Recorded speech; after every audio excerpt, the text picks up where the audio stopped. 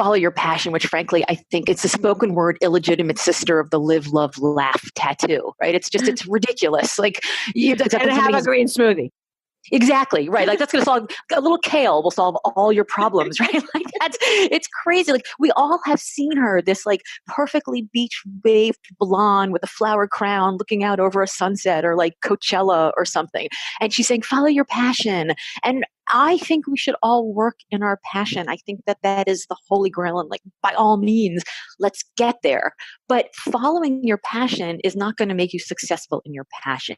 And you know, from the work that you do, I know from the work that I've done, that it's the people who fall down and get up and develop tenacity and grit that are the ones that actually perfect their passion, because it's worth so much to them that they're willing to do the hard work in the dark when nobody sees in order to get there and live into it.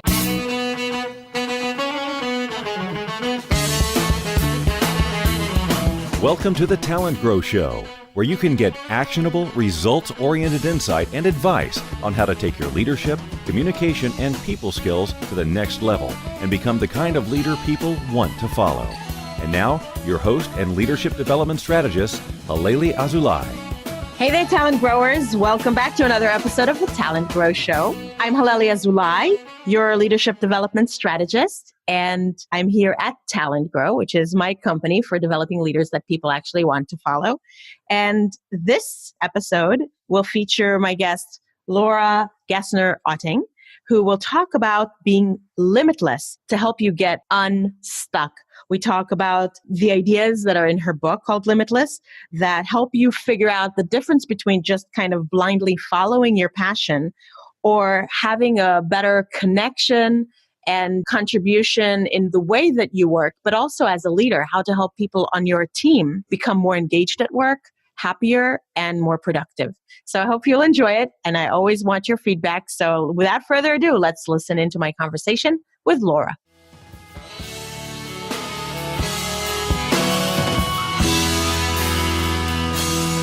Talent growers, I'm really excited to have Laura Gassner Otting with me today. She's founder and chief catalyzing officer at Limitless Possibility. Laura helps people get unstuck and achieve extraordinary results. She speaks with change agents, entrepreneurs, investors, leaders, and donors to get them past the doubt and indecision that consign their great ideas to limbo. She delivers strategic thinking, well-honed wisdom, and catalytic perspective informed by decades of navigating change across the startup, nonprofit, political, and philanthropic landscapes, which she'll tell us about in a few minutes when she introduces herself and her journey.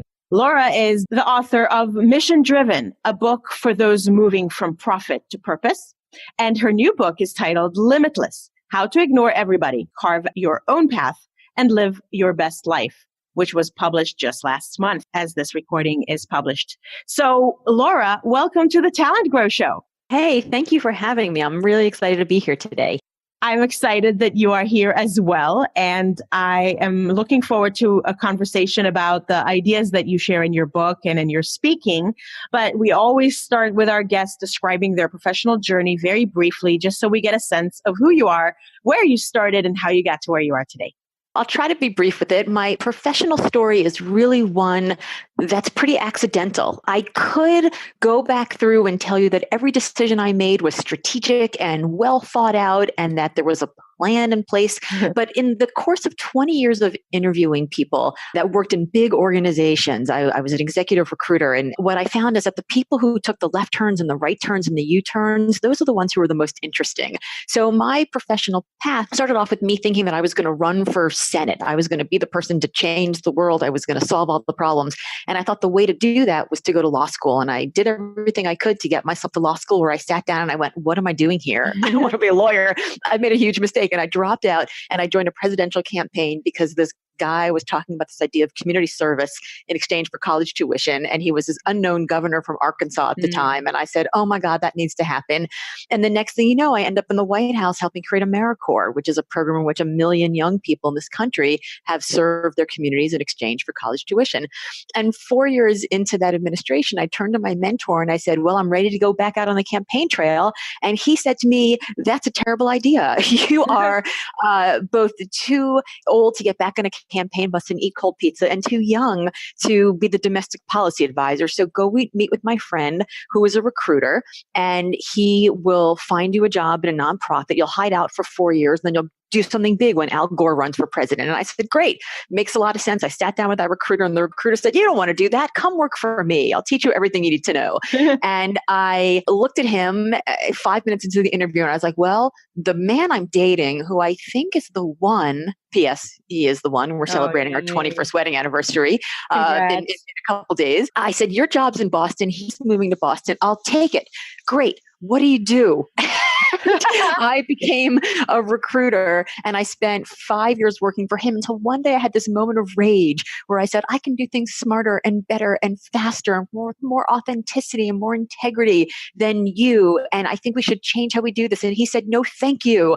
And so I left in my sort of Jerry Maguire moment with my screed in one hand, my manifesto in my, the fishbowl in the other.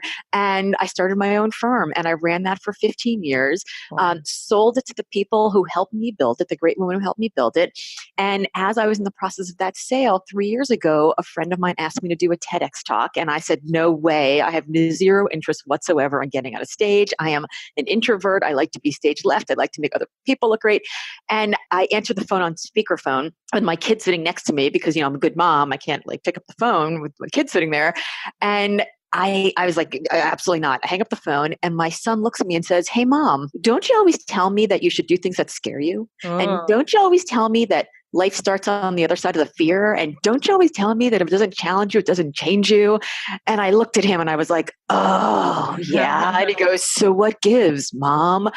So 6 weeks later, I find myself on the TEDx stage. I give a talk. That talk gets a bunch of attention. That attention leads to people calling me up and offering me money to speak. And I think to myself, this is a job. This is a career. This is what people actually do. So fast forward 3 years, I've been a professional executive coach, a motivational speaker, a keynote speaker, and a publisher asked me to write this book about some of the things that I talk about on stage. And now I'm on a book tour. So that's my sort of crazy adventure of a story that got me from there to here. So cool. And like you, I also think that most people don't have straight and narrow career paths, and that the turns and detours are so interesting. I'm always so fascinated by them. So thanks for sharing that. Yeah, absolutely. I think that people can go through and they can make up a whole story, and you can look back later and say, okay, there are some trends, there are some themes that I have here that, now it all makes sense. Yeah. But I think there's so many times where we sit down and we're like, I don't know which way to go and what to do, because I don't have that crystal ball. And I think it's really important for people like you and people like me who other people may be listening to say, I didn't have that crystal ball either. Right. I'm still figuring it out as I go. That's right. And it's really just a matter of being open and exploring opportunities, because then you can recognize what sounds like a good opportunity at the time. And if you just leap in and take it with courage, then you never know where it might lead you. And it might be just the right thing, or it might be a great opportunity to learn about things you don't want. Absolutely. Yeah, well, very cool. And I know that listeners know that I record my episodes in advance. So we're speaking here earlier than the time that this will be published. But what's cool is that the time that this episode will go live will be right after you and I both spoke at different conferences in DC. So I'm going to miss you. So close, but yet so far. So frustrating, but I wish you lots of luck. I hope that it goes really well. And I know you're speaking so much. So let's talk about your book a little bit. Limitless is the name of it. And you describe the world as full of people who feel stuck and seeking to feel a deeper connection to purpose. This, I guess, relates a little bit to your introduction about not knowing what the right thing is, but having to act with courage. So what is your main message in that book? How are you hoping to impact people with it?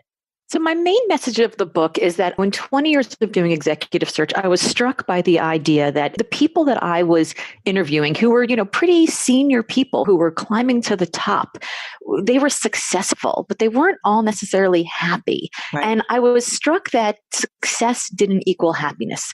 I think we all want success to feel meaningful. We want our work to matter in some way. We want to feel like we have purpose, whether it's capital P, little p, whatever that purpose means to us.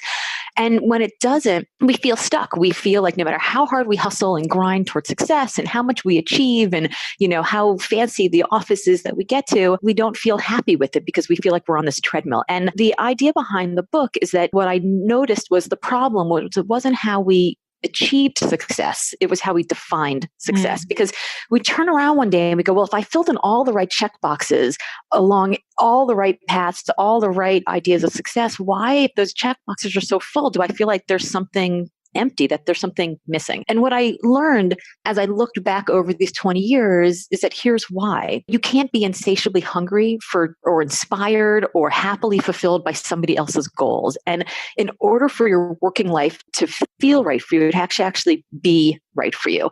And it can't be right for you if you're following someone else's definition, if you're living into somebody else's idea of what success should be. And so the book is written with this idea, first and foremost, as the subtitle says, is how to ignore everybody. The idea is that the first step to becoming limitless is to ignore everybody else's definition of success and create your own, owning how much importance you place on what your calling might be, how connected you want the work you do on a daily basis to be to that calling, how that work contributes to the kind of lifestyle and the kind of career you'd like to build, and how much control do you personally feel like you need over all of these elements. And once we have that control in the connection and the contribution towards that calling, we can feel finally confident in the chances that we take and the choices that we make.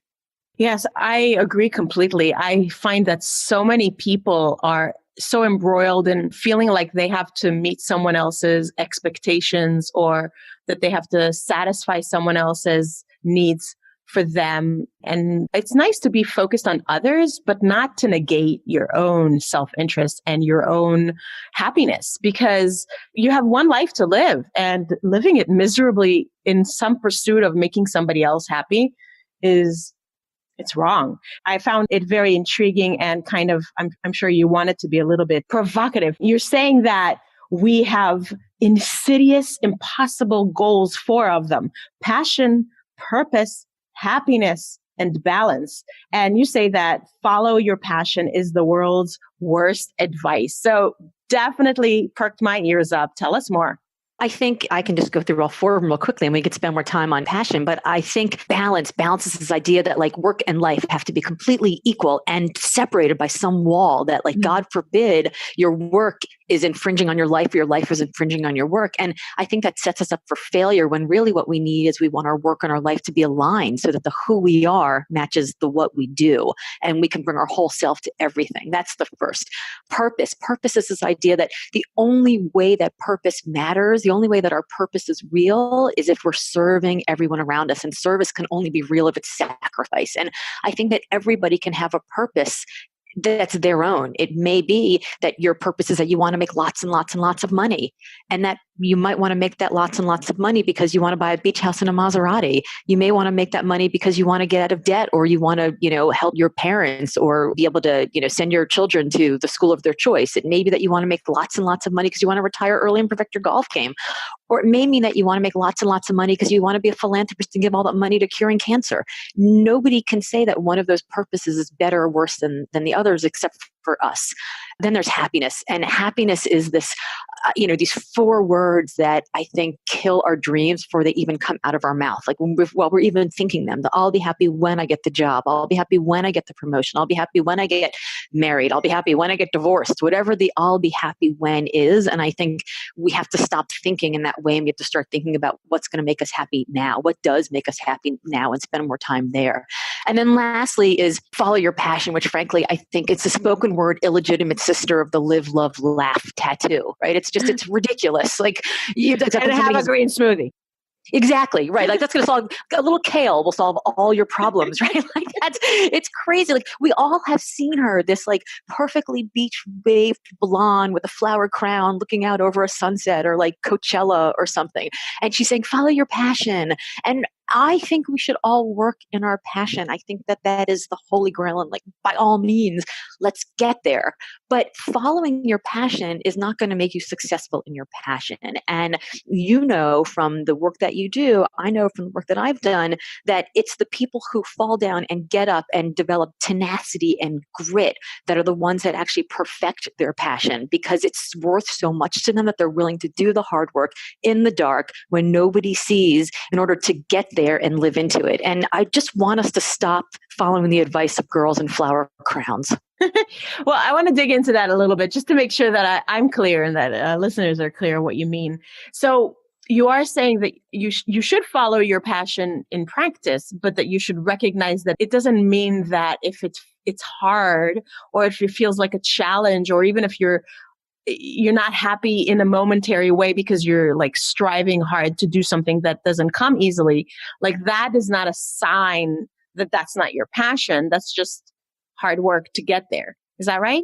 Yeah, I think that follow your passion is presented as a destination when it's really, in fact, the journey. And, we always hear people say things like, well, tell me what you would do if you knew you couldn't fail. Uh-huh. That's your passion. And what I think it is, tell me what you would do if you knew that you absolutely positively were going to fail. And you would still do it. Yeah. Because that's your passion. I talk a lot in the book about how failure is not finale. Failure is fulcrum. And we tend to look at failure and we say, oh, well, if I fail, then clearly it wasn't meant for me. I couldn't do it. It didn't work. It wasn't meant for me. But we don't see failure as an opportunity to learn new things. And, I was giving a talk a few weeks ago in Austin, and I was talking about a failure's not finale. And I look over to stage left, and there is an astronaut who was speaking earlier in the day. And this astronaut had done not one, not two, but 3 spacewalks. And I was talking about how failure, as long as you have breath in your body, you can learn and you can grow and you can take that as an opportunity to figure out how to get to the next step. And I was like, except for you, sir. Failure for you would most definitely have been finale. But for the rest of the 2,000 people in this room, failure is absolutely fulcrum. And I think if we can spend more time saying failure is an opportunity to learn and to grow and to change and to innovate, then we're not going to be so afraid of it. And then following your passion is the roadmap to get to your passion. So I'm telling people not just to follow your passion, but to invest in your passion. Okay. And I bet that if you talk to that astronaut, you would find out about a whole series of failures that led to those successes. People see what you put out as your best news or your best results, but they often, especially for people like that, you often don't see the things that they didn't make, didn't accomplish, didn't get to on the way. But I'm sure that astronaut's life was full of failures. And even if you think about missions to the moon or, missions into space, there were plenty of failures, and they were great opportunities to learn things that helped that astronaut achieve that purpose. Absolutely, because that's science, right? Science is about experimentation and invention and recalibration. And I think that when we judge our bloopers by everybody else's highlight reels, we can't help but feel like a failure. Because we don't see the work that people do. I've had so many people talk to me about this book and that it's launching as a bestseller and that it's this amazing thing. And it's so incredible. You had this career where you've done all these different things and then you decided to become an author and now you've got this thing. And it's like, let me tell you about the 25-year journey it took for me to look like this overnight success that you're seeing.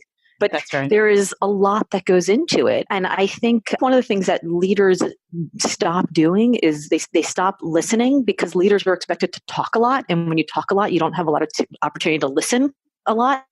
And so I really try to take every opportunity I can to really study the game. The reason I went from having never done public speaking to being able to launch a career in it is that the first thing I did is I said, well, who do I know that I can talk to? Who does this work and who can they introduce me to who also does it? And then I sat down with them and I didn't say, tell me, all your wonderful stories. I said, tell me all the things you did wrong along the way. Tell me the lessons that you learned, because I want to use their fulcrum moments as moments that increase the trajectory and the velocity of my own career. Nice.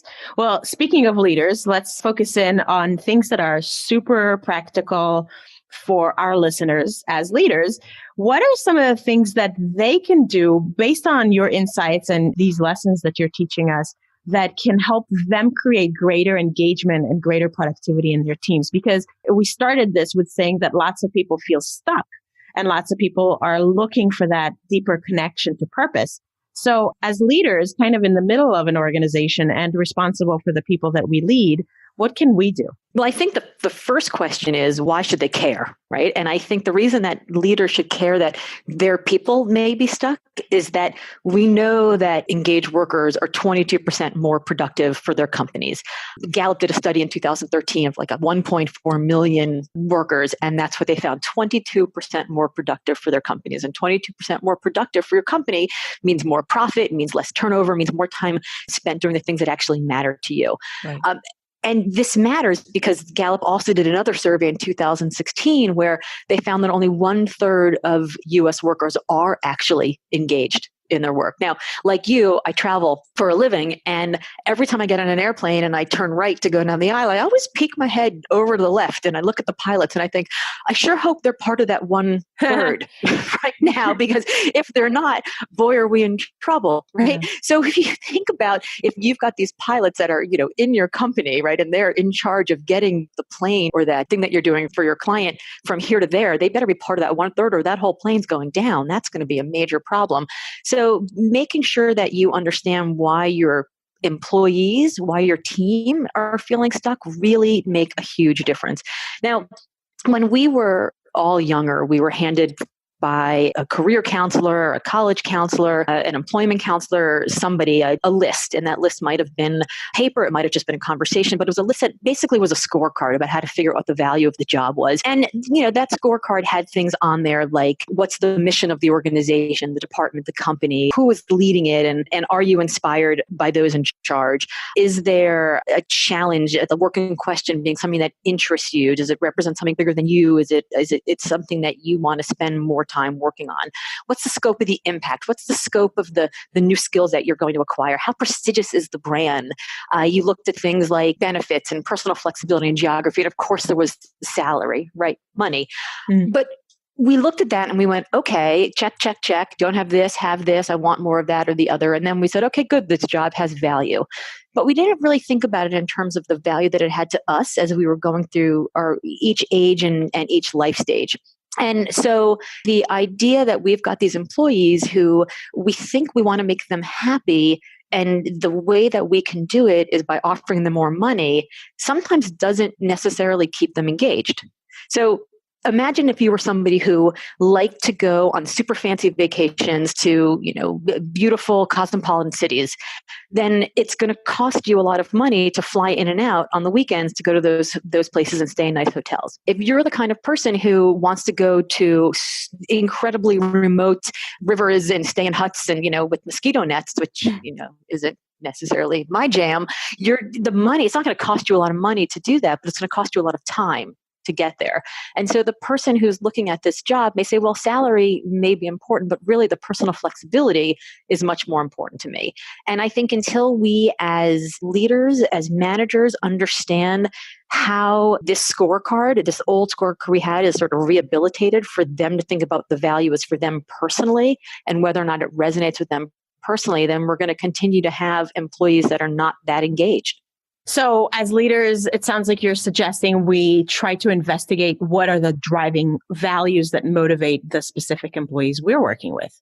I discuss in my book that what makes somebody limitless is living in alignment, is living in flow, is living in consonance. The state of consonance is harmony, where the what you do matches the who you are. And it breaks down into 4 things that people need in some way, at some level in their life. The first of that is calling. So something that's bigger than them, an idea, a problem they want to solve, a societal ill that they want to cure. It could be a business that they want to build. It could be a bottom line that they want to grow. It could be a family that they want to create. It's just something that matters to them, some sort of organizational, gravitational force. The second is connection. Does your work matter? If you called in sick tomorrow, would anybody care? Why do you, in this box, in this organizational chart, in this company, why do you matter? The third is contribution. So if connection's all about the work, contribution is all about you. Does the work allow you to manifest your values in the world on a daily basis? Does it contribute to the career trajectory or the velocity that you'd like to have? Is it helping you build new skills? Is it providing you the money or the flexibility for the lifestyle that you want? And then lastly is control. how much personal agency, how much control do you have over the connection that you have and the contribution that it's giving you so that you can get to that calling? And so if you take this old scorecard and you look at it through the lens of these 4 C's of consonants, you'd be able to say, well, actually, that really cranky salesperson who sells a ton, who's like my number one salesperson, but God, they're always complaining and I keep giving them money. Why aren't they happy? Well, it may turn out that what they care more about is having some sort of, connection to the contribution that the values they're able to manifest in this work. Maybe what they really care about is being part of the philanthropic committee of your company. But you don't know that until you have a conversation with them and you look at all of these factors on the scorecard that aren't just about, the bottom line check. And then as a leader, to a certain degree, to the limits of reason, it is your responsibility to at least do your best to try to help people figure those connections out and get that satisfaction to achieve those values if you can. If you can. And if those values are then consonant with your company. So it may be that you say, actually, what this person cares about more than anything else on earth is the philanthropic piece of it, but our company really doesn't have a philanthropic bent. So they're never going to be happy, and maybe I should stop investing in them. Mm-hmm. And talk to them maybe they about belong somewhere else. Yeah. Or maybe they can do it as a side hustle. Maybe they can volunteer in their free time and that can satisfy that need. And then they can be happier at work because they're not looking to achieve all of those values at work. Exactly. Yeah. There are a lot of creative ways to do that. Cool. Well, very interesting. And I linked to a couple of other episodes that I think might be a good complement to this one. One was with Bev Kay, who talked about the stay interview instead of the exit interview, because I think that can give everybody some ideas of how to conduct this kind of a conversation. And then to another episode that I did, a solo episode about the 10 conversations every leader should be having with every employee, which include these kinds of conversations.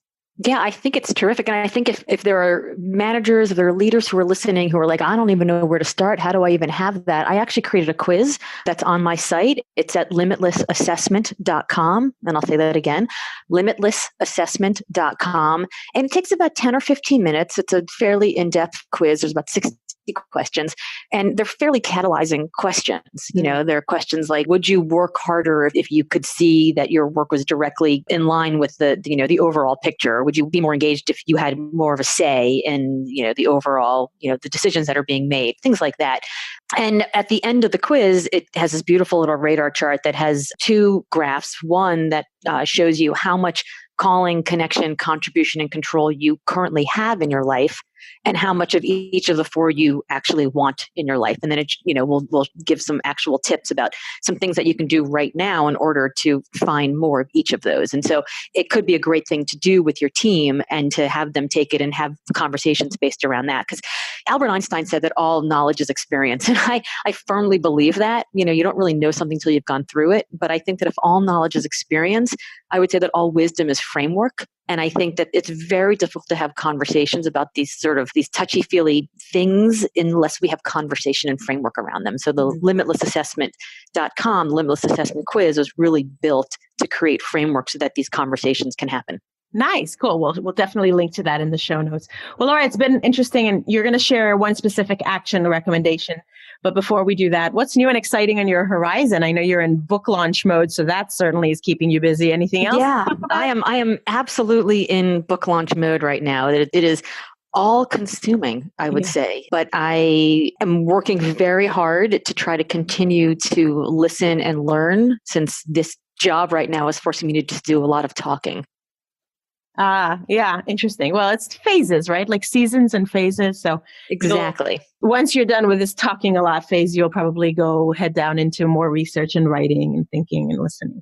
Yes. I mean, the goal is I've got a couple thousand people have taken this assessment at this point. And what I was thinking is that if I get enough people and I have a real sample set, I could actually write a second book, The Limitless Leader, that really talks about what really incentivizes different people based on different demographics. That might be a nice little how-to manual for managers to it's like almost like a, here's how to operate your employees. Yeah. Oh, great idea. I love it. Well, definitely keep me posted on that. So what's one specific action that our listeners can take today, tomorrow, this week to upgrade their own success, satisfaction, leadership, whichever angle you want to take at it? I love the idea of one specific action. I've had people say to me, well, I can't really make a change yet. And so I always tell them, you got to think about what you can do today, right? Yeah. So like if you're playing a video game, you can't go to the castle and slay the dragon and save the princess unless you've already done, that's the main quest, but you can't do that unless you've done the side quests, which is, tend your wheat and grow it and cut it and bring it to the market to sell it for money so that you can buy the sword and the horse to go to the castle and slay the dragon and save the princess. And so I love this idea of like, what are the side quests that people can do right now? I think what I would ask people to do is to stop for a minute and say, okay, there are these scorecards where somebody told me success means X, the fastest, most expedient path to the corner office, or marrying the right person, or going to the right school, or getting the right degree. And is that actually the scorecard that I want? Who gave me that scorecard? And does it actually fit for me? And if it fit for me at some point in my life, does it still fit for me? And to just spend some time thinking, what would success really mean? What would make me happy? And to spend a little time thinking about whether the life that they're so busy building is actually helping them create the impact in the world that they want. Wow. Okay. That's some deep thinking, right? And I think that sometimes I'll have to tell you, and we probably would need a whole new episode just for this, but I also find that some people, when they go there, they usually just try to not, like, they keep the lid on that box, because if they open it and they actually are honest with themselves, and let's say that, their biggest fear is that they discover that they've had the wrong definition all along, and here they are now, and let's say they're like in the middle of their career and they have a mortgage and they have kids and they have this, and like, oh, well, shoot, now what do? I'm kind of, I have opportunity costs. Like I'm entrenched in this path. I can't just suddenly go somewhere else and start from scratch or ditch all of this other stuff that seems to shackle me down. So any quick tip about, well, what if it's scary in there and they find out that they've been defining it wrong? Well, so throughout the book, I do a lot of interviews. I tell a lot of stories about people, and I tell stories about people who made it, almost, 300 feet from the top of 30,000 foot Everest and had to turn around. I tell stories of literally a guy who died and came back to life in the field in Iraq. I've got a story of somebody who thought that things were wrong with his job until he realized, actually, I'm just not happy in my marriage. And when he got divorced and got remarried, all of a sudden the job was amazing, right? So like I think there are some dark places that people get to when they need to make a change. But what I would say is that asking the questions and having conversations is not permanent. It's just exploration. And it may be that what we learn is, in fact, that we can't make a move right now, but what we can do is we can start having those side quests so that we can learn when we are ready to make the move what we can do. I think the best antidote to being in a rut is some sort of action. And that action can be quitting the job. It can be going back to school. It can be, but it can also just be learning about it. And it can be having conversations with people who have made that move to understand whether or not in that move there were things that they would have done differently, things they would have done better, so that, as we mentioned earlier, you can learn from their failure, and that can become fulcrum for you. Awesome. Good. Yeah, definitely. I mean, I think you have one life, and I mean, it's never too late. It's only too late if you don't start now. Like if you have a realization and you've just given so many different baby steps we can all take to just keep going down the wrong path, even though you've realized it, or to close the box on it so that you're not aware of it anymore. Man, that's a big mistake. So yeah, and it comes out in every other part of your life, right? I mean, if you are miserable, then the people around you are going to be miserable. Oh, you're going to be a miserable person. And I think one of the things that holds people back is this idea of faux humility, where it's not okay for us to be ambitious. Right? I mean, we can be ambitious about certain things, but we can't be ambitious about other things. And women in particular, oh, she's so ambitious, right? Like we get this bad rap. Yeah. And what I ask people is, if changing what you were doing, if making this massive move, if investing in yourself more, and trying to just do 1% differently, whatever big, small change you want to do, would doing that put you having a bigger foundation, more money, becoming better as a manager, any of the things that you're going to do to improve yourself, would those things allow you to do better by the people that you love and the causes that you care about? And the answer is always, of course, yes. Yeah, absolutely. So I say to people, it's not your ambition, it's your responsibility. Mm-hmm. I completely agree that ambition is not bad, and that you being happy is better for you, and it's better for everyone who is around you. And so if you don't think caring for yourself is good enough reason, which I disagree with, then at least do it for the others. Well, Laura, it's been great talking with you. And I know that people can learn a ton more by reading your book. We'll link to that in the show notes. And you gave your website. So that would be something also that we will link in the show notes. Any other ways that people can learn more from you or stay in touch? Any social media places they should go? So the quiz is at limitlessassessment.com. My website is heylgo.com. So it's like, hey there, heylgo.com. And on all the socials, I'm at heylgo as well. And the book, of course, is on Amazon, Barnes & Noble, anywhere fine books are sold. Awesome. Well, so appreciative of you taking time on your busy book tour to stop by the Talent Grow Show and share some of your wisdom with the talent growers, Laura. Thank you so much. Thank you so much. I'm so happy to have been here. Awesome.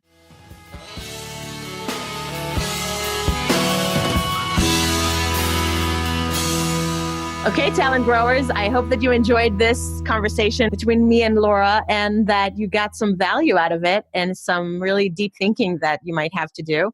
And of course, take action, because without action, there is no change. And let me know what you thought. I'm really interested in hearing what action you took, how it went, what insights did you have, what's your biggest takeaway from this particular episode, and for the future, what else do you want to learn from me or from guests that I can bring on to help you be a better leader. I really appreciate you spending time with us and that you're listening. Thank you so much. Let maybe one other person or two other people into the club, won't ya? Share this episode with someone that you care about and that you think this could help, and that would help me a lot. Thank you. All right, talent growers, that's it. I'm Halelly Azulay, your leadership development strategist here at Talent Grow. And you've listened to the Talent Grow Show. Until the next time, make today great.